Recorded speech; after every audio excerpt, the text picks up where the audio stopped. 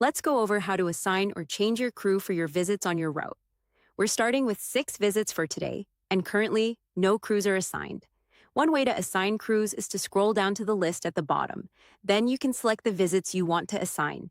You'll notice that more options appear on the side. Click More Actions, then select Assign Crew.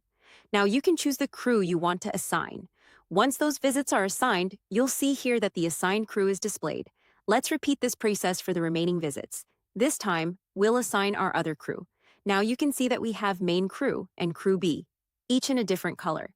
Crew B is shown in orange. If you want to change that color, go to your resources, select Crews, find the crew, click the pencil icon, and then select this button to change the color. Let's return to our route. Now you can see that the visits are split between 2 different crews. We have reset our route so we can demonstrate the second method. With all of our daily stock lists checked, we can go here, click Assign Crew, and select whichever crew we'd like. You can also go to Auto Split. If you're not sure exactly how you want to split up the crews, we select that we have 2 crews, and we want to use geographic clustering. So we're going to preview the split. It shows Group 1 handling these 2 visits, and Group 2 taking care of the rest that are further over to the east.